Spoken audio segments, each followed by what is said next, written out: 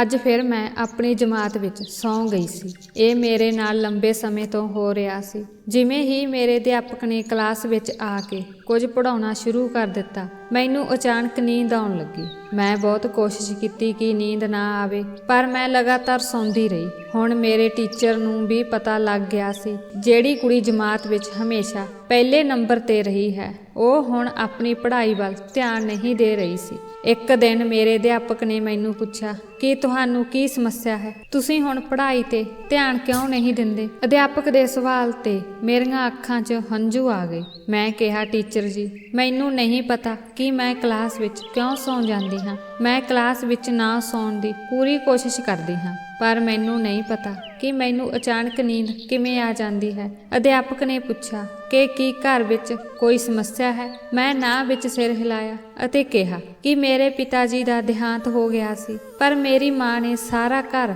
ਖੁਦ ਸੰਭਾਲ ਲਿਆ ਸੀ। ਮੈਨੂੰ ਕਿਸੇ ਚੀਜ਼ ਦੀ ਕਮੀ ਨਹੀਂ ਹੈ। ਸਾਡੇ ਘਰ ਕਿਸੇ ਗੱਲ ਨੂੰ ਲੈ ਕੇ ਕੋਈ ਤਣਾਅ ਨਹੀਂ ਹੈ। ਅਧਿਆਪਕ ਨੇ ਸਿਰ ਹਿਲਾਇਆ ਅਤੇ ਕਿਹਾ, ਠੀਕ ਹੈ, ਤੁਸੀਂ ਜਾ ਕੇ ਬੈਠ ਜਾਓ, ਪਰ ਹੁਣ ਤੋਂ ਤੁਸੀਂ ਅੱਗੇ ਤੋਂ ਧਿਆਨ ਰੱਖਣਾ ਕਿ ਕਲਾਸ ਵਿੱਚ ਸੌਣਾ ਨਹੀਂ ਹੈ। ਮੈਂ ਅਧਿਆਪਕ ਨਾਲ ਵਾਅਦਾ ਵੀ ਕੀਤਾ, ਪਰ ਫਿਰ ਮੈਂ ਆਪਣਾ ਵਾਅਦਾ ਪੂਰਾ ਨਾ ਕਰ ਸਕੀ।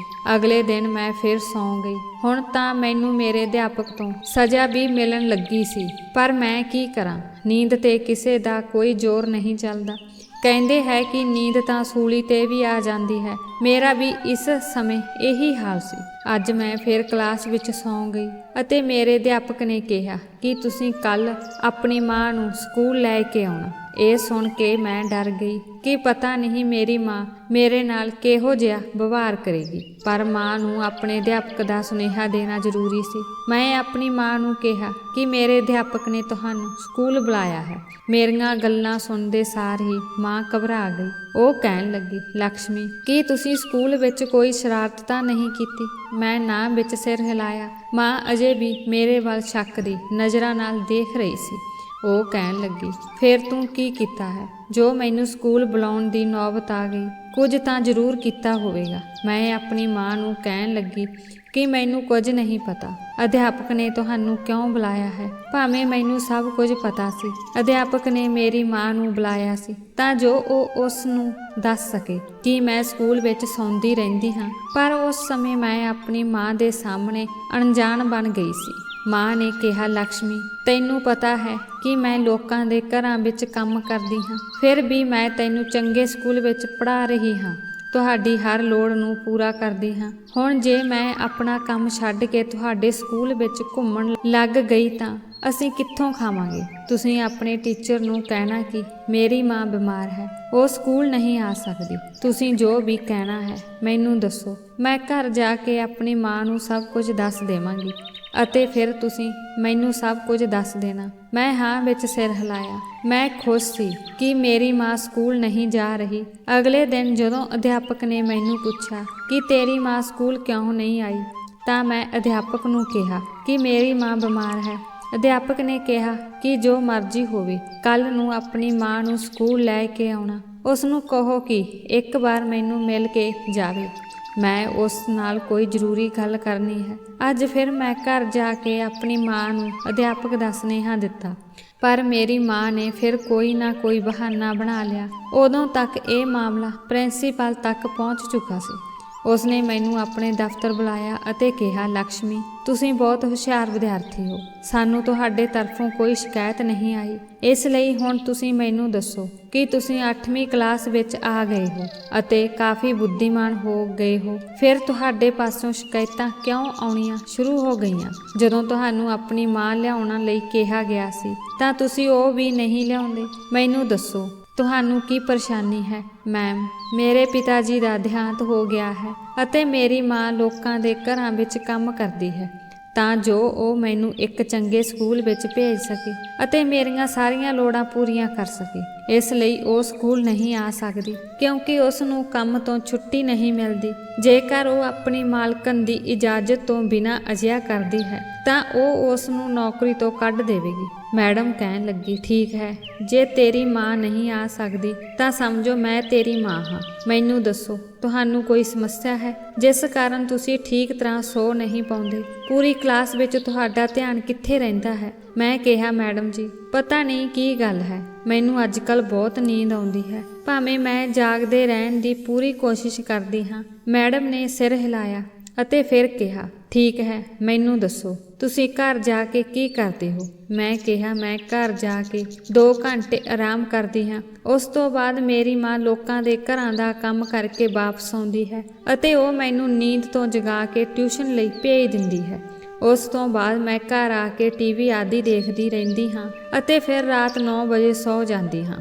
ਮੈਡਮ ਨੇ ਸਿਰ ਹਿਲਾਇਆ ਅਤੇ ਉਸਨੇ ਕਿਹਾ, ਠੀਕ ਹੈ, ਤੁਸੀਂ ਰਾਤ ਨੂੰ ਕਿੰਨੀ ਵਾਰ ਜਾਗਦੇ ਹੋ? ਫਿਰ ਇੱਕ ਗੱਲ ਅਚਾਨਕ ਮੇਰੇ ਦਿਮਾਗ ਵਿੱਚ ਆਈ ਅਤੇ ਮੈਂ ਕਿਹਾ, ਮੈਡਮ ਜੀ, ਮੇਰੀ ਮਾਂ ਮੈਨੂੰ ਰਾਤ ਨੂੰ ਜਗਾ ਕੇ ਜੂਸ ਲਿਆਉਣ ਲਈ ਕਹਿੰਦੀ ਹੈ। ਮੈਡਮ ਨੇ ਹੈਰਾਨੀ ਨਾਲ ਮੇਰੇ ਵੱਲ ਦੇਖਿਆ। ਮੈਂ ਵੀ ਬਹੁਤ ਪਰੇਸ਼ਾਨ ਸੀ। ਮੈਡਮ ਨੇ ਕਿਹਾ, ਤੇਰੀ ਮਾਂ ਨੂੰ ਰਾਤ ਦੇ ਸਮੇਂ ਜੂਸ ਦੀ ਕੀ ਲੋੜ ਪੈਂਦੀ ਹੈ? ਮੈਂ ਬਿਲਕੁਲ ਚੁੱਪ ਹੋ ਗਈ ਸੀ ਕਿਉਂਕਿ ਮੈਨੂੰ ਇਸ ਬਾਰੇ ਕੁਝ ਵੀ ਪਤਾ ਨਹੀਂ ਸੀ। ਰਾਤ ਨੂੰ ਮੈਂ ਉਸ ਸਮੇਂ ਬਹੁਤ ਗੂੜ੍ਹੀ ਨੀਂਦ ਸੁੱਤੀ ਹੋਈ ਹੁੰਦੀ ਸੀ। ਜਦੋਂ ਮਾਂ ਮੈਨੂੰ ਜਗਾਉਂਦੀ, ਮੈਂ ਨੀਂਦ ਵਿੱਚ ਜੂਸ ਲਿਆਉਂਦੀ। ਉਸ ਸਮੇਂ ਮਾਂ ਦਾ ਕਮਰਾ ਬੰਦ ਹੁੰਦਾ ਸੀ। ਰਾਤ ਬਹੁਤ ਹੋ ਚੁੱਕੀ ਸੀ ਅਤੇ ਮੈਨੂੰ ਵੀ ਨੀਂਦ ਆ ਰਹੀ ਸੀ। ਇਸ ਲਈ ਮੈਂ ਕਦੇ ਵੀ ਇਹਨਾਂ ਗੱਲਾਂ ਬਾਰੇ ਸੋਚਣ ਦੀ ਕੋਸ਼ਿਸ਼ ਨਹੀਂ ਕੀਤੀ ਅਤੇ ਨਾ ਹੀ ਮੈਂ ਕਦੇ ਆਪਣੀ ਮਾਂ ਨੂੰ ਇਸ ਬਾਰੇ ਸਵਾਲ ਕੀਤਾ। ਮੈਂ ਝੱਟ ਮੈਡਮ ਨੂੰ ਕਿਹਾ, ਮੈਡਮ ਜੀ, ਮੇਰੀ ਮਾਂ ਦੀ ਤਬੀਅਤ ਠੀਕ ਨਹੀਂ ਹੈ ਅਤੇ ਉਸ ਨੂੰ ਅਚਾਨਕ ਭੁੱਖ ਲੱਗ ਜਾਂਦੀ ਹੈ, ਇਸ ਲਈ ਮੈਂ ਉਹਨਾਂ ਲਈ ਜੂਸ ਲਿਆ ਕੇ ਦਿੰਦੀ ਹਾਂ। ਮੈਡਮ ਨੇ ਕਿਹਾ ਕਿ ਬਿਸਕੁਟ ਖਾ ਲਿਆ ਕਰੇ, ਇੰਨੀ ਦੇਰ ਰਾਤ ਨੂੰ ਤੁਹਾਨੂੰ ਨਾ ਜਗਾਇਆ ਕਰੇ। ਮੈਂ ਝੱਟ ਕਿਹਾ, ਮੈਡਮ ਜੀ, ਮੈਂ ਇਸ ਮਾਮਲੇ ਦਾ ਕੋਈ ਹੱਲ ਜ਼ਰੂਰ ਕੱਢ ਲਵਾਂਗੀ, ਤੁਸੀਂ ਚਿੰਤਾ ਨਾ ਕਰੋ। ਮੈਂ ਮੈਡਮ ਨਾਲ ਵਾਅਦਾ ਕੀਤਾ ਅਤੇ ਆਪਣੀ ਕਲਾਸ ਵਿੱਚ ਆ ਗਈ। ਹੁਣ ਮੇਰੀ ਨੀਂਦ ਪੂਰੀ ਤਰ੍ਹਾਂ ਉੱਡ ਚੁੱਕੀ ਸੀ। ਹੁਣ ਮੈਂ ਸੋਚ ਰਹੀ ਸੀ ਕਿ ਮੇਰੀ ਮਾਂ ਰਾਤ ਨੂੰ ਜੂਸ ਕਿਉਂ ਮੰਗਦੀ ਹੈ। ਇਹ ਸਵਾਲ ਮੈਨੂੰ ਪਰੇਸ਼ਾਨ ਕਰ ਰਿਹਾ ਸੀ। ਜਦੋਂ ਮੈਂ ਘਰ ਗਈ ਤਾਂ ਮੇਰੀ ਮਾਂ ਆਪਣੀਆਂ ਹੀ ਸੋਚਾਂ ਵਿੱਚ ਗੁਆਚੀ ਹੋਈ ਸੀ। ਉਸਨੇ ਮੈਨੂੰ ਇਹ ਵੀ ਨਹੀਂ ਪੁੱਛਿਆ ਕਿ ਮੈਂ ਅੱਜ ਸਕੂਲ ਨਹੀਂ ਗਈ ਤਾਂ ਤੇਰੀ ਟੀਚਰ ਨੇ ਤੈਨੂੰ ਕੁਝ ਨਹੀਂ ਕਿਹਾ। ਮੈਂ ਆਪ ਜਾ ਕੇ ਆਪਣੀ ਮਾਂ ਕੋਲ ਬੈਠ ਗਈ ਅਤੇ ਕਿਹਾ, ਮਾਂ, ਅੱਜ ਵੀ ਮੇਰੀ ਟੀਚਰ ਮੈਨੂੰ ਪੁੱਛ ਰਹੀ ਸੀ, ਤੂੰ ਰੋਜ਼ ਕਲਾਸ ਵਿੱਚ ਕਿਉਂ ਸੌਂਦੀ ਹੈ? ਕੀ ਤੁਹਾਡੀ ਰਾਤ ਨੂੰ ਨੀਂਦ ਪੂਰੀ ਨਹੀਂ ਹੁੰਦੀ? ਮਾਂ ਨੇ ਸਵਾਲੀਆ ਨਜ਼ਰਾਂ ਨਾਲ ਮੇਰੇ ਵੱਲ ਦੇਖਿਆ। ਫਿਰ ਮੈਂ ਕਿਹਾ, ਮੈਂ ਅਧਿਆਪਕ ਨੂੰ ਕਿਹਾ ਕਿ ਮੇਰੀ ਨੀਂਦ ਪੂਰੀ ਨਹੀਂ ਹੁੰਦੀ। ਮਾਂ ਨੇ ਗੁੱਸੇ ਭਰੀਆਂ ਨਜ਼ਰਾਂ ਨਾਲ ਮੇਰੇ ਵੱਲ ਦੇਖਿਆ, ਜਿਵੇਂ ਮੈਂ ਕੋਈ ਅਜੀਬ ਗੱਲ ਕਹੀ ਹੋਵੇ। ਮਾਂ ਕਹਿਣ ਲੱਗੀ, ਤੁਹਾਨੂੰ ਨੀਂਦ ਕਿਉਂ ਨਹੀਂ ਆਉਂਦੀ? ਮੈਂ ਕਿਹਾ, ਮੰਮੀ, ਤੁਸੀਂ ਹਰ ਰਾਤ ਮੈਨੂੰ ਜੂਸ ਲੈਣ ਭੇਜਦੇ ਹੋ, ਇਸ ਕਰਕੇ ਮੇਰੀ ਨੀਂਦ ਖਰਾਬ ਹੋ ਜਾਂਦੀ ਹੈ। ਇਹ ਸੁਣ ਕੇ ਮਾਂ ਮੇਰੇ ਵੱਲ ਦੇਖਣ ਲੱਗੀ। ਉਸਨੇ ਕਿਹਾ, ਜੇਕਰ ਤੁਹਾਨੂੰ ਇੰਨਾ ਕੰਮ ਬੋਝ ਲੱਗਦਾ ਹੈ ਤਾਂ ਨਾ ਕਰਿਆ ਕਰੋ। ਫਰਿੱਜ ਵਿੱਚੋਂ 1 ਗਲਾਸ ਜੂਸ ਕੱਢਣ ਦਾ ਤੁਸੀਂ ਇੰਨਾ ਵੱਡਾ ਬਹਾਨਾ ਲੱਭ ਲਿਆ ਹੈ। ਮੈਂ ਚਿੰਤਤ ਸੀ, ਮਾਂ ਵੱਲ ਦੇਖਦੀ ਰਹੀ। ਮਾਂ ਮੈਨੂੰ ਕਹਿਣ ਲੱਗੀ ਕਿ ਤੁਸੀਂ ਚਿੰਤਾ ਨਾ ਕਰੋ, ਮੈਂ ਤੁਹਾਨੂੰ ਇਹ ਸਕੂਲ ਵਿੱਚੋਂ ਕੱਢ ਕੇ ਕਿਸੇ ਹੋਰ ਸਕੂਲ ਵਿੱਚ ਦਾਖਲਾ ਕਰਵਾ ਦਿਆਂਗੀ। ਮੈਂ ਇਹ ਵੀ ਸੋਚ ਲਿਆ ਹੈ ਕਿ ਮੈਂ ਇਹ ਇਲਾਕਾ ਛੱਡ ਕੇ ਕਿਸੇ ਨਵੇਂ ਇਲਾਕੇ ਵਿੱਚ ਘਰ ਖਰੀਦਾਂਗੀ। ਮੈਂ ਤੈਨੂੰ ਇਸ ਤੋਂ ਵੀ ਚੰਗੇ ਸਕੂਲ ਵਿੱਚ ਭੇਜਾਂਗੀ। ਫਿਰ ਮੈਂ ਹੈਰਾਨੀ ਨਾਲ ਆਪਣੀ ਮਾਂ ਵੱਲ ਦੇਖਿਆ ਅਤੇ ਉਸ ਨੂੰ ਕਿਹਾ, ਮਾਂ, ਸਾਡੇ ਖਰਚੇ ਪੂਰੇ ਕਰਨੇ ਔਖੇ ਹਨ। ਇਹਨਾਂ ਹਾਲਾਤਾਂ ਵਿੱਚ ਤੁਸੀਂ ਨਵਾਂ ਘਰ ਕਿੱਥੋਂ ਖਰੀਦੋਗੇ? ਮਾਂ ਨੇ ਕਿਹਾ ਕਿ ਤੁਹਾਡੀ ਸਿਰਦਰਦੀ ਨਹੀਂ ਹੈ। ਮੈਨੂੰ ਪਤਾ ਹੈ ਕਿ ਮੈਂ ਕੀ ਕਰਨਾ ਹੈ ਅਤੇ ਕਿਵੇਂ ਕਰਨਾ ਹੈ। ਇਹ ਕਹਿ ਕੇ ਉਹ ਰਸੋਈ ਵਿੱਚ ਚਲੀ ਗਈ ਅਤੇ ਮੇਰੇ ਮਨ ਵਿੱਚ ਇੱਕ ਖਿਆਲ ਆਇਆ ਕਿ ਜਦੋਂ ਮੇਰੇ ਪਿਤਾ ਜੀ ਜਿੰਦਾ ਸਨ ਤਾਂ ਉਸ ਸਮੇਂ ਵੀ ਮੇਰੀ ਮਾਂ ਅਕਸਰ ਜਿੱਦ ਕਰਦੀ ਰਹਿੰਦੀ ਸੀ ਕਿ ਉਹ ਇਸ ਇਲਾਕੇ ਵਿੱਚ ਨਹੀਂ ਰਹਿਣਾ ਚਾਹੁੰਦੀ, ਤੁਸੀਂ ਮੈਨੂੰ ਕਿਸੇ ਹੋਰ ਇਲਾਕੇ ਵਿੱਚ ਲੈ ਜਾਓ। ਪਰ ਪਿਤਾ ਜੀ ਹਮੇਸ਼ਾ ਕਹਿੰਦੇ ਸਨ ਕਿ ਮੇਰੀ ਤਨਖਾਹ ਇੰਨੀ ਨਹੀਂ ਹੈ ਜੋ ਮੈਂ ਤੁਹਾਡੇ ਲਈ ਨਵਾਂ ਘਰ ਖਰੀਦ ਕੇ ਦੇ ਸਕਾਂ। ਮੇਰੇ ਪਿਤਾ ਜੀ ਇੱਕ ਬੈਂਕ ਵਿੱਚ ਕੰਮ ਕਰਦੇ ਸਨ ਅਤੇ ਚੰਗੀ ਕਮਾਈ ਕਰ ਰਹੇ ਸਨ। ਉਸ ਤੋਂ ਬਾਅਦ ਵੀ ਉਹ ਨਵਾਂ ਘਰ ਨਹੀਂ ਲੈ ਸਕੇ। ਮੇਰੀ ਮਾਂ ਲੋਕਾਂ ਦੇ ਘਰਾਂ ਵਿੱਚ ਕੰਮ ਕਰਦੀ ਸੀ, ਫਿਰ ਉਹ ਨਵਾਂ ਘਰ ਖਰੀਦਣ ਦੀ ਗੱਲ ਕਿਵੇਂ ਕਰ ਰਹੀ ਸੀ? ਇਹ ਗੱਲਾਂ ਮੇਰੇ ਲਈ ਬਹੁਤ ਅਜੀਬ ਸਨ। ਮੇਰਾ ਦਿਮਾਗ ਬੜੀ ਤੇਜ਼ੀ ਨਾਲ ਕੰਮ ਕਰਨ ਲੱਗਾ ਸੀ। ਹੁਣ ਮੈਂ ਹਰ ਚੀਜ਼ ਨੂੰ ਬੜੇ ਧਿਆਨ ਨਾਲ ਦੇਖਣ ਲੱਗੀ। ਸਭ ਕੁਝ ਸਮਝਣ ਦੀ ਕੋਸ਼ਿਸ਼ ਕਰਨ ਲੱਗੀ। ਅੱਜ ਰਾਤ ਵੀ ਮਾਂ ਨੇ ਮੈਨੂੰ ਨੀਂਦ ਤੋਂ ਜਗਾਇਆ। ਮੈਂ ਅੱਜ ਜਿੰਨੀ ਜਲਦੀ ਹੋ ਸਕੇ ਜੂਸ ਲੈ ਕੇ ਕਮਰੇ ਵਿੱਚ ਵਾਪਸ ਆਉਣ ਦੀ ਪੂਰੀ ਕੋਸ਼ਿਸ਼ ਕੀਤੀ ਤਾਂ ਜੋ ਮੈਨੂੰ ਬਾਹਰ ਸੌਣਾ ਨਾ ਪਵੇ, ਪਰ ਮੇਰੀ ਕਿਸਮਤ ਮਾੜੀ ਸੀ। ਜਦੋਂ ਮੈਂ ਵਾਪਸ ਆਈ ਤਾਂ ਮਾਂ ਨੇ ਕਮਰੇ ਨੂੰ ਅੰਦਰੋਂ ਬੰਦ ਕਰ ਲਿਆ ਸੀ। ਜਦੋਂ ਸਵੇਰ ਹੋਈ ਤਾਂ ਮੈਂ ਮਾਂ ਨੂੰ ਪੁੱਛਿਆ, ਮਾਂ ਤੁਸੀਂ ਰਾਤ ਨੂੰ ਮੇਰੇ ਕੋਲੋਂ ਮੰਗਵਾਇਆ ਜੂਸ ਕਦੋਂ ਪੀਤਾ? ਮਾਂ ਨੇ ਗੁੱਸੇ ਭਰੀਆਂ ਨਜ਼ਰਾਂ ਨਾਲ ਮੇਰੇ ਵੱਲ ਦੇਖਿਆ ਅਤੇ ਕਿਹਾ ਕਿ ਤੁਸੀਂ ਅੱਜ ਕੱਲ੍ਹ ਬਹੁਤ ਸਵਾਲ ਪੁੱਛਣ ਲੱਗ ਪਏ ਹੋ। ਮੈਂ ਕਿਹਾ, ਨਹੀਂ ਮਾਂ, ਮੈਂ ਤਾਂ ਇਸ ਲਈ ਪੁੱਛ ਰਹੀ ਹਾਂ ਕਿਉਂਕਿ ਜਦੋਂ ਮੈਂ ਜੂਸ ਲਿਆਈ ਸੀ ਤੁਸੀਂ ਕਮਰੇ ਨੂੰ ਅੰਦਰੋਂ ਬੰਦ ਕਰ ਦਿੱਤਾ ਸੀ ਅਤੇ ਮੈਂ ਉਡੀਕ ਕਰਦਿਆਂ ਬਾਹਰ ਦਰਵਾਜ਼ੇ 'ਤੇ ਸੌਂ ਗਈ ਸੀ। ਕੀ ਬਿੱਲੀ ਤਾਂ ਨਹੀਂ ਤੁਹਾਡਾ ਜੂਸ ਪੀ ਗਈ? ਇਸ ਲਈ ਮੈਂ ਪੁੱਛ ਰਹੀ ਹਾਂ। ਮਾਂ ਹੱਸਣ ਲੱਗੀ ਅਤੇ ਕਹਿਣ ਲੱਗੀ, ਮੂਰਖ, ਮੈਂ ਉਹ ਕੁੰਡੀ ਇਸ ਲਈ ਲਗਾਈ ਸੀ ਕਿਉਂਕਿ ਮੈਂ ਆਪਣੇ ਕੱਪੜੇ ਬਦਲ ਰਹੀ ਸੀ, ਨਹੀਂ ਤਾਂ ਤੁਸੀਂ ਆਉਂਦੇ ਹੀ ਦਰਵਾਜ਼ਾ ਖੋਲ੍ਹ ਦਿੰਦੇ। ਮੈਨੂੰ ਬਹੁਤ ਗਰਮੀ ਲੱਗ ਰਹੀ ਸੀ, ਇਸ ਲਈ ਮੈਂ ਆਪਣੇ ਕੱਪੜੇ ਬਦਲੇ ਸੀ। ਜਦੋਂ ਮੈਂ ਕੱਪੜੇ ਬਦਲ ਕੇ ਦਰਵਾਜ਼ਾ ਖੋਲ੍ਹਿਆ ਤਾਂ ਤੁਸੀਂ ਦਰਵਾਜ਼ੇ 'ਤੇ ਸੌਂ ਰਹੇ ਸੀ। ਮੈਂ ਤੈਨੂੰ ਚੁੱਕ ਕੇ ਮੰਜੇ 'ਤੇ ਲਿਟਾ ਦਿੱਤਾ ਅਤੇ ਮੈਂ ਆਪ ਨੇ ਜੂਸ ਪੀ ਲਿਆ। ਤੁਹਾਨੂੰ ਪਤਾ ਹੈ ਕਿ ਜਦੋਂ ਮੈਂ ਰਾਤ ਨੂੰ ਬਿਮਾਰ ਮਹਿਸੂਸ ਕਰਦੀ ਹਾਂ ਤਾਂ ਮੈਨੂੰ ਜੂਸ ਪੀਣ ਦੀ ਜ਼ਰੂਰਤ ਹੁੰਦੀ ਹੈ ਅਤੇ ਨਾਲ ਹੀ ਗਰਮੀ ਮਹਿਸੂਸ ਹੁੰਦੀ ਹੈ। ਸਾਡੇ ਕੋਲ ਅਜੇ ਏਸੀ ਨਹੀਂ ਹੈ, ਪਰ ਚਿੰਤਾ ਨਾ ਕਰੋ, ਮੈਂ ਜਲਦੀ ਹੀ ਏਸੀ ਵੀ ਲਗਵਾਵਾਂਗੀ। ਅਚਾਨਕ ਮੇਰੀ ਮਾਂ ਨੇ ਵੱਡੀਆਂ ਗੱਲਾਂ ਕਰਨੀਆਂ ਸ਼ੁਰੂ ਕਰ ਦਿੱਤੀਆਂ। ਉਸ ਦੀਆਂ ਗੱਲਾਂ ਸੁਣ ਕੇ ਮੈਂ ਚੁੱਪ ਹੋ ਜਾਂਦੀ। ਹਾਲਾਂਕਿ ਸਾਡੇ ਕੋਲ ਇੰਨੇ ਪੈਸੇ ਨਹੀਂ ਸਨ, ਫਿਰ ਵੀ ਮਾਂ ਗੱਲਾਂ ਕਰਦੀ ਸੀ। ਮੈਂ ਏਸੀ ਲੈਣਾ ਹੈ, ਮੈਂ ਨਵਾਂ ਘਰ ਲੈਣਾ ਹੈ, ਮੈਂ ਇਹ ਚੀਜ਼ ਖਰੀਦਣੀ ਹੈ, ਮੈਂ ਉਹ ਚੀਜ਼ ਖਰੀਦਣੀ ਹੈ। ਅਗਲੇ ਦਿਨ ਜਦੋਂ ਮੈਂ ਸਕੂਲ ਤੋਂ ਵਾਪਸ ਆਈ ਤਾਂ ਮੇਰੀ ਮਾਂ ਨੇ ਮੈਨੂੰ ਪਰੇਸ਼ਾਨ ਦੇਖ ਕੇ ਪੁੱਛਿਆ ਕਿ ਕੀ ਹੋਇਆ, ਤੁਸੀਂ ਪਰੇਸ਼ਾਨ ਕਿਉਂ ਹੋ? ਮੈਂ ਕਹਿਣ ਲੱਗੀ, ਮੰਮੀ, ਮੈਨੂੰ ਆਪਣੇ ਕਲਾਸ ਦੇ ਕੰਮ ਲਈ ਲੈਪਟਾਪ ਚਾਹੀਦਾ ਹੈ। ਮੇਰੀ ਕਲਾਸ ਦੀਆਂ ਸਾਰੀਆਂ ਕੁੜੀਆਂ ਕੋਲ ਲੈਪਟਾਪ ਹਨ, ਪਰ ਮੈਂ ਲੈਪਟਾਪ ਵੀ ਨਹੀਂ ਲੈ ਸਕਦੀ। ਤੁਸੀਂ ਮੈਨੂੰ ਇੰਨੇ ਵੱਡੇ ਸਕੂਲ ਵਿੱਚ ਕਿਉਂ ਪਾਇਆ ਹੈ? ਤੁਹਾਨੂੰ ਮੈਨੂੰ ਕਿਸੇ ਸਰਕਾਰੀ ਸਕੂਲ ਵਿੱਚ ਪਾਉਣਾ ਚਾਹੀਦਾ ਸੀ ਜਿੱਥੇ ਅਜਿਹੀਆਂ ਚੀਜ਼ਾਂ ਦੀ ਲੋੜ ਨਹੀਂ ਹੁੰਦੀ। ਮਾਂ ਨੇ ਪੁੱਛਿਆ, ਤੁਸੀਂ ਵੀ ਕਿਹੜੀਆਂ ਗੱਲਾਂ ਦਿਲ 'ਤੇ ਰੱਖਦੇ ਹੋ? ਆਪਣਾ ਭੋਜਨ ਜਲਦੀ ਖਾਓ ਅਤੇ ਫਿਰ ਆਰਾਮ ਕਰੋ। ਮੈਂ ਖਾਣਾ ਖਾ ਕੇ ਸੌਂ ਗਈ। ਮਾਂ ਘਰੋਂ ਬਾਹਰ ਚਲੀ ਗਈ। ਸ਼ਾਮ ਨੂੰ ਜਦੋਂ ਮੇਰੀ ਮਾਂ ਨੇ ਆ ਕੇ ਮੈਨੂੰ ਜਗਾਇਆ ਤਾਂ ਉਸਨੇ ਕਿਹਾ ਕਿ ਤੁਹਾਡੇ ਲਈ ਇੱਕ ਸਰਪ੍ਰਾਈਜ਼ ਹੈ। ਮੈਂ ਬਹੁਤ ਹੈਰਾਨ ਹੋਈ ਤੇ ਸੋਚਣ ਲੱਗੀ ਕਿ ਮਾਂ ਕੋਲ ਮੇਰੇ ਲਈ ਕੀ ਸਰਪ੍ਰਾਈਜ਼ ਹੋਵੇਗਾ। ਮੈਂ ਅੱਖਾਂ ਰਗੜਦੀ ਹੋਈ ਬਾਹਰ ਆ ਗਈ। ਇੱਕ ਨਵੇਂ ਬਾਕਸ ਵਿੱਚ ਲੈਪਟਾਪ ਬਿਲਕੁਲ ਸਾਹਮਣੇ ਸ਼ੈਲਫ 'ਤੇ ਰੱਖਿਆ ਹੋਇਆ ਸੀ। ਇਸ ਲੈਪਟਾਪ ਨੂੰ ਦੇਖ ਕੇ ਹੀ ਮੇਰੀ ਨੀਂਦ ਉੱਡ ਗਈ। ਮੈਂ ਇਸ ਲੈਪਟਾਪ ਨੂੰ ਦੇਖ ਕੇ ਹੈਰਾਨ ਰਹਿ ਗਈ। ਮੈਂ ਪੁੱਛਿਆ, ਮਾਂ, ਤੇਰੇ ਕੋਲ ਇੰਨੇ ਪੈਸੇ ਕਿੱਥੋਂ ਆਏ? ਮਾਂ ਕਹਿਣ ਲੱਗੀ, ਤੁਸੀਂ ਅੰਬ ਖਾਓ, ਰੁੱਖਾਂ ਦੀ ਗਿਣਤੀ ਨਾ ਕਰੋ। ਮੈਂ ਜੋ ਵੀ ਕਰ ਰਹੀ ਹਾਂ ਸਿਰਫ ਤੁਹਾਡੇ ਲਈ ਕਰ ਰਹੀ ਹਾਂ। ਤੁਹਾਨੂੰ ਕਿਸੇ ਗੱਲ ਦੀ ਚਿੰਤਾ ਕਰਨ ਦੀ ਲੋੜ ਨਹੀਂ ਹੈ। ਮੈਂ ਲੈਪਟਾਪ ਦੇਖ ਕੇ ਇੰਨੀ ਖੁਸ਼ ਹੋਈ ਕਿ ਬਾਕੀ ਸਭ ਕੁਝ ਭੁੱਲ ਗਈ। ਮੈਂ ਕਿਹਾ, ਮੰਮੀ, ਤੁਸੀਂ ਇੱਥੇ ਹੀ ਰਹੋ, ਮੈਂ ਆਪਣੇ ਦੋਸਤ ਤੋਂ ਲੈਪਟਾਪ ਚਲਾਉਣਾ ਸਿੱਖ ਲਵਾਂ। ਮੇਰੀ ਇੱਕ ਦੋਸਤ ਸਾਡੇ ਗੁਆਂਢ ਵਿੱਚ ਰਹਿੰਦੀ ਸੀ। ਉਹ ਮੇਰੀ ਜਮਾਤੀ ਵੀ ਸੀ। ਉਸ ਕੋਲ ਪਹਿਲਾਂ ਹੀ ਲੈਪਟਾਪ ਸੀ, ਇਸੇ ਕਰਕੇ ਉਹ ਇਸ ਨੂੰ ਚਲਾਉਣਾ ਜਾਣਦੀ ਸੀ, ਜਦੋਂ ਕਿ ਮੈਨੂੰ ਇਹ ਅੱਜ ਹੀ ਮਿਲਿਆ ਸੀ ਅਤੇ ਮੈਨੂੰ ਇਹ ਵੀ ਨਹੀਂ ਪਤਾ ਸੀ ਕਿ ਇਸ ਨੂੰ ਕਿਵੇਂ ਵਰਤਣਾ ਹੈ। ਇਸ ਲਈ ਮੈਂ ਸੋਚਿਆ ਕਿ ਮੈਂ ਉਸ ਤੋਂ ਮਦਦ ਮੰਗਾਂ। ਜਦੋਂ ਮੈਂ ਆਪਣੀ ਸਹੇਲੀ ਦੇ ਘਰ ਗਈ ਤਾਂ ਉਹ ਮੇਰਾ ਲੈਪਟਾਪ ਦੇਖ ਕੇ ਦੰਗ ਰਹਿ ਗਈ। ਉਸ ਨੇ ਕਿਹਾ, ਮਾਂ, ਇਹ ਦੇਖ, ਇਹ ਉਹੀ ਲੈਪਟਾਪ ਹੈ ਜੋ ਮੈਂ ਕਹਿ ਰਹੀ ਸੀ ਕਿ ਮੈਨੂੰ ਇਹ ਲਿਆ ਦਿਓ, ਪਰ ਪਾਪਾ ਜੀ ਮੇਰੇ ਲਈ ਇਹ ਗੰਦਾ ਜਿਹਾ ਲੈਪਟਾਪ ਲੈ ਆਏ।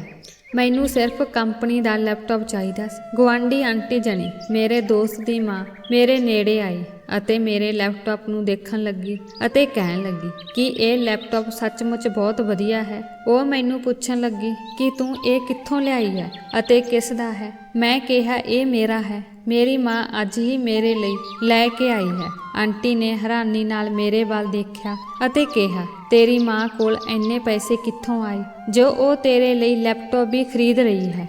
ਮੈਂ ਕਿਹਾ, ਆਂਟੀ, ਤੁਸੀਂ ਜਾਣਦੇ ਹੋ ਕਿ ਮੇਰੀ ਮਾਂ ਘਰ ਕੰਮ ਕਰਦੀ ਹੈ। ਹੋ ਸਕਦਾ ਹੈ ਕਿ ਉਸਨੇ ਆਪਣੀ ਮਾਲਕਣ ਤੋਂ ਪੈਸੇ ਲਏ ਹੋਣ। ਉਹ ਹੱਸਣ ਲੱਗੀ ਤੇ ਕਹਿਣ ਲੱਗੀ, ਮੇਰਾ ਪਤੀ ਚੰਗਾ ਕਮਾਉਂਦਾ ਹੈ, ਇਸ ਲਈ ਮੈਨੂੰ ਪਤਾ ਹੈ। ਉਹ ਕਿਸੇ ਦਫ਼ਤਰ ਵਿੱਚ ਚੰਗੀ ਪੋਸਟ 'ਤੇ ਕੰਮ ਕਰਦਾ ਹੈ, ਪਰ ਫਿਰ ਵੀ ਸਾਡੇ ਕੋਲ ਇੰਨੇ ਪੈਸੇ ਨਹੀਂ ਸਨ ਕਿ ਅਸੀਂ ਆਪਣੀ ਧੀ ਨੂੰ ਤੁਹਾਡੇ ਵਰਗਾ ਮਹਿੰਗਾ ਲੈਪਟਾਪ ਲੈ ਕੇ ਦੇ ਸਕਦੇ ਹਾਂ।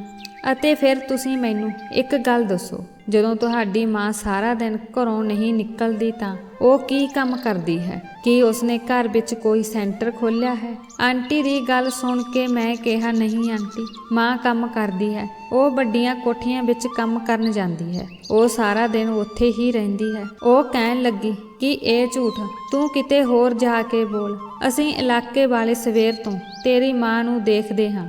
ਉਹ ਆਪਣੇ ਘਰ ਰਹਿੰਦੀ ਹੈ ਅਤੇ ਫਿਰ ਰਾਤ ਨੂੰ ਇੱਕ ਵੱਡੀ ਕਾਲੇ ਰੰਗ ਦੀ ਕਾਰ ਆ ਕੇ ਤੁਹਾਡੇ ਘਰ ਦੇ ਕੋਲ ਰੁਕ ਜਾਂਦੀ ਹੈ। ਇਸ ਗੱਲ ਨੂੰ ਲੈ ਕੇ ਇਲਾਕੇ ਦੇ ਲੋਕ ਵੀ ਕਾਫੀ ਨਾਰਾਜ਼ ਹਨ। ਮੈਂ ਤਾਂ ਇਹ ਵੀ ਸੁਣਿਆ ਹੈ ਕਿ ਇਹਨਾਂ ਲੋਕਾਂ ਨੇ ਤੈਨੂੰ ਅਤੇ ਤੇਰੀ ਮਾਂ ਨੂੰ ਇਸ ਇਲਾਕੇ ਵਿੱਚੋਂ ਕੱਢਣ ਦਾ ਫੈਸਲਾ ਕੀਤਾ ਹੈ।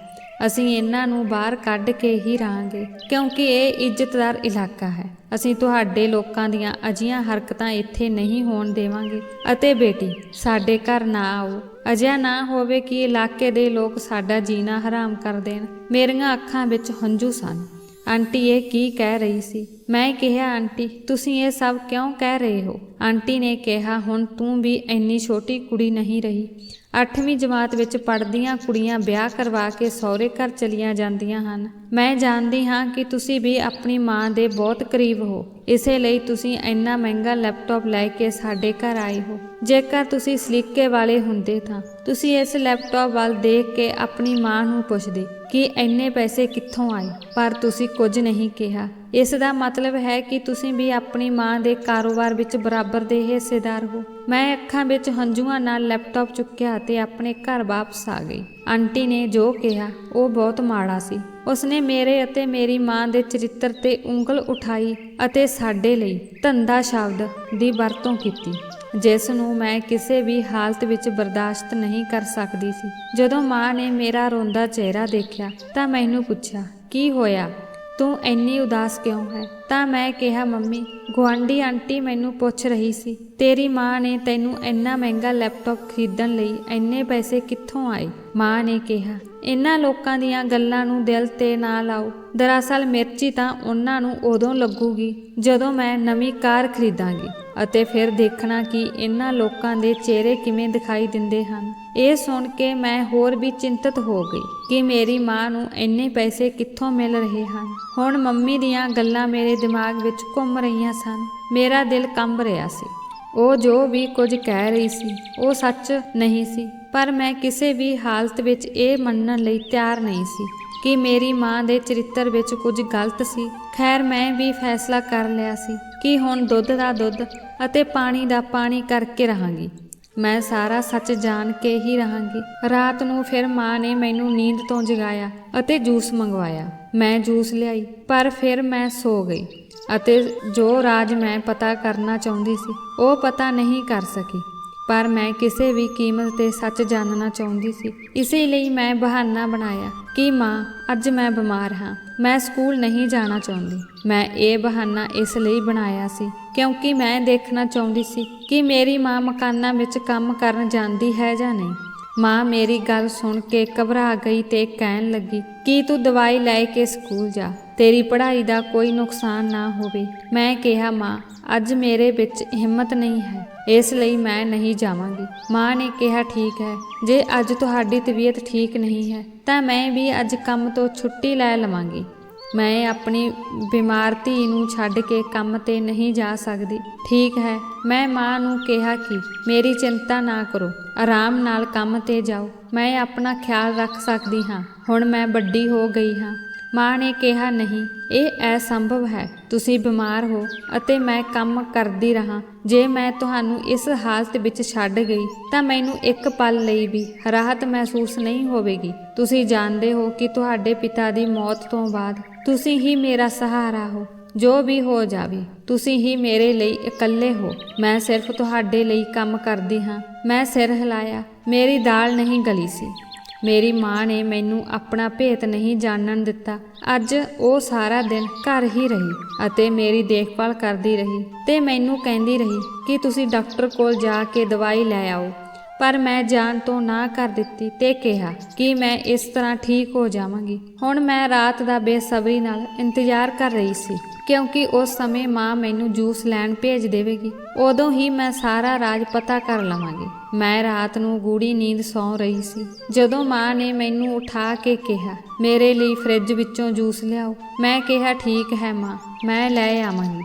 ਇਹ ਕਹਿ ਕੇ ਮੈਂ ਕਮਰੇ ਦਾ ਦਰਵਾਜ਼ਾ ਬੰਦ ਕਰ ਦਿੱਤਾ। ਉਸ ਸਮੇਂ ਮਾਂ ਬਾਥਰੂਮ ਵਿੱਚ ਚਲੀ ਗਈ ਅਤੇ ਮੈਂ ਜਲਦੀ ਨਾਲ ਦੁਬਾਰਾ ਕਮਰੇ ਵਿੱਚ ਆ ਕੇ ਲੁੱਕ ਕੇ ਬੈਠ ਗਈ। ਮਾਂ ਨੂੰ ਨਹੀਂ ਪਤਾ ਸੀ ਕਿ ਮੈਂ ਉਸ ਨੂੰ ਚਕਮਾ ਦੇ ਕੇ ਕਮਰੇ ਵਿੱਚ ਵਾਪਸ ਆ ਗਈ ਹਾਂ। ਜਦੋਂ ਮਾਂ ਬਾਥਰੂਮ ਤੋਂ ਬਾਹਰ ਆਈ ਤਾਂ ਉਸਨੇ ਜਲਦੀ ਨਾਲ ਕਮਰੇ ਦਾ ਦਰਵਾਜ਼ਾ ਬੰਦ ਕਰ ਦਿੱਤਾ ਅਤੇ ਫਿਰ ਜੋ ਕੀਤਾ ਇਹ ਦੇਖ ਕੇ ਮੇਰੇ ਪੈਰਾਂ ਹੇਠੋਂ ਜ਼ਮੀਨ ਨਿਕਲ ਗਈ। ਮਾਂ ਨੇ ਕਮਰੇ ਦੀ ਖਿੜਕੀ ਖੋਲ੍ਹੀ ਹੋਈ ਸੀ ਅਤੇ ਉਹ ਇਸ਼ਾਰੇ ਨਾਲ ਕਿਸੇ ਨੂੰ ਕਮਰੇ ਵਿੱਚ ਬੁਲਾਉਣ ਲੱਗੀ। ਇਹ ਮੇਰੀ ਬਰਦਾਸ਼ਤ ਤੋਂ ਬਾਹਰ ਸੀ। ਇਸ ਤੋਂ ਪਹਿਲਾਂ ਕਿ ਮੈਂ ਉਸ ਨੂੰ ਕੁਝ ਕਹਿੰਦੀ, ਇੱਕ ਆਦਮੀ ਕਮਰੇ ਵਿੱਚ ਆਇਆ। ਉਸਨੇ ਆਪਣੇ ਆਪ ਨੂੰ ਸਿਰ ਤੋਂ ਪੈਰਾਂ ਤੱਕ ਕਾਲੀ ਚਾਦਰ ਵਿੱਚ ਢਕਿਆ ਹੋਇਆ ਸੀ।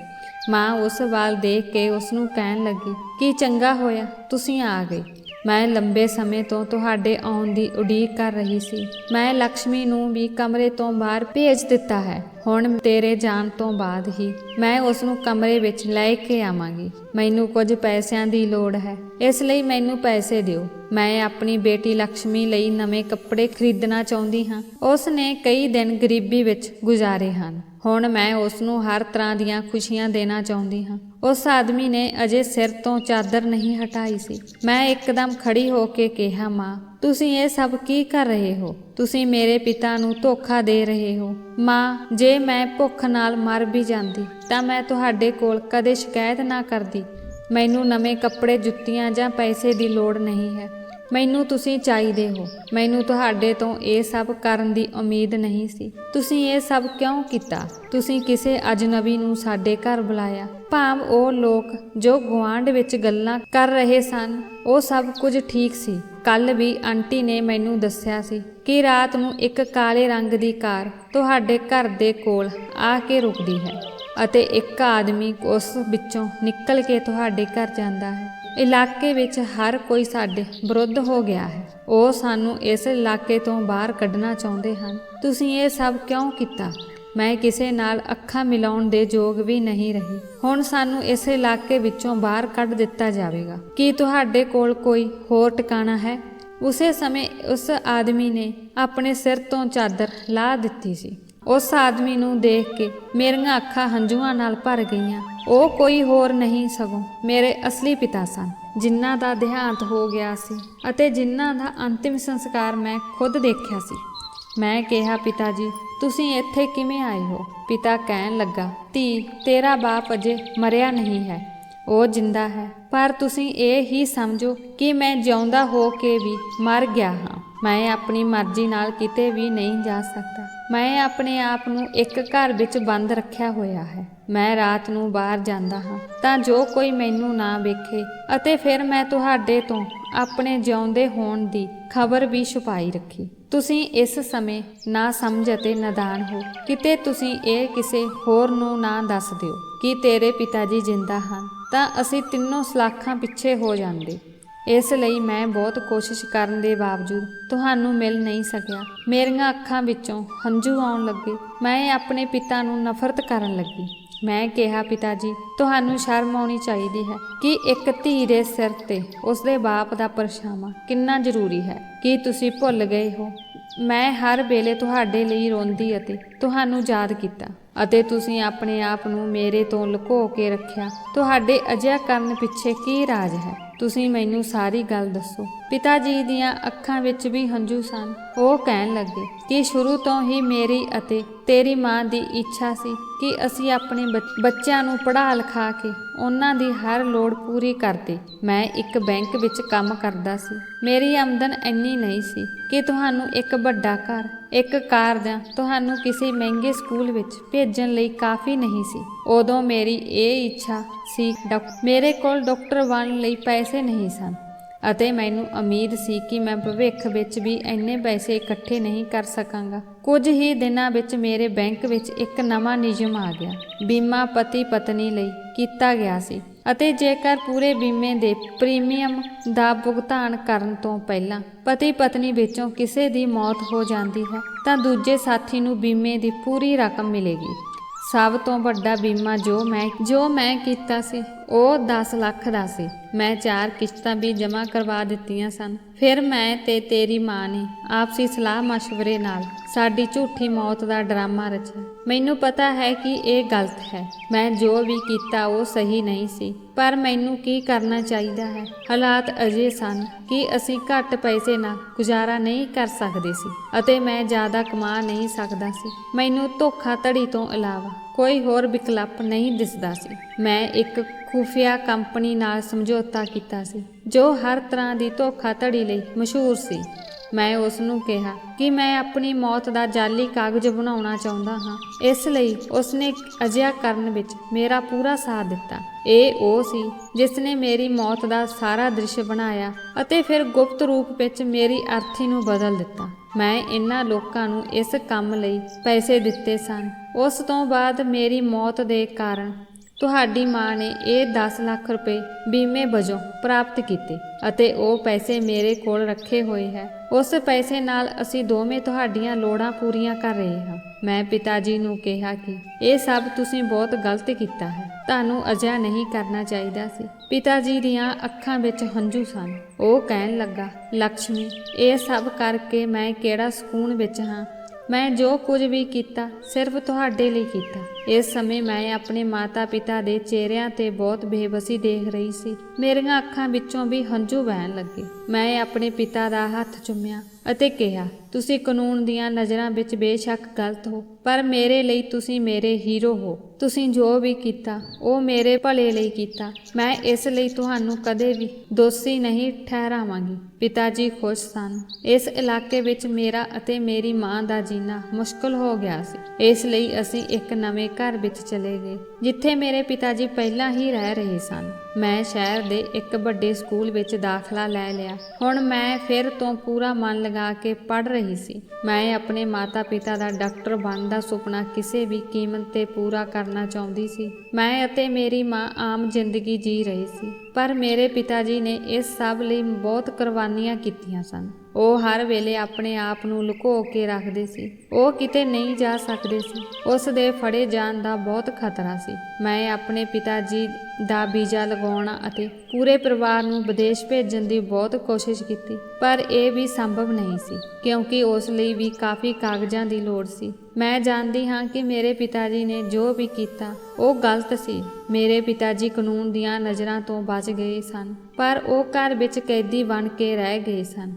ਭਾਵ ਉਹ ਆਪਣੇ ਕੀਤੇ ਦੀ ਸਜ਼ਾ ਭੁਗਤ ਰਹੇ ਸਨ। ਇਸ ਲਈ ਮੇਰੀ ਤੁਹਾਨੂੰ ਸਾਰਿਆਂ ਨੂੰ ਸਲਾਹ ਹੈ ਕਿ ਤੁਸੀਂ ਕਦੇ ਵੀ ਅਜਿਹਾ ਕੁਝ ਨਾ ਕਰੋ, ਕਿਉਂਕਿ ਫਿਰ ਜ਼ਿੰਦਗੀ ਮੌਤ ਤੋਂ ਵੀ ਭੈੜੀ ਹੋ ਜਾਂਦੀ ਹੈ। ਦੋਸਤੋ, ਜੇਕਰ ਤੁਹਾਨੂੰ ਵੀਡੀਓ ਚੰਗੀ ਲੱਗੀ ਤਾਂ ਵੀਡੀਓ ਨੂੰ ਲਾਈਕ ਕਰੋ ਅਤੇ ਜੇਕਰ ਚੈਨਲ ਤੇ ਨਵੇਂ ਹੋ ਤਾਂ ਚੈਨਲ ਨੂੰ ਸਬਸਕ੍ਰਾਈਬ ਕਰੋ ਅਤੇ ਆਪਣੇ ਦੋਸਤਾਂ ਨਾਲ ਸ਼ੇਅਰ ਕਰੋ। ਧੰਨਵਾਦ।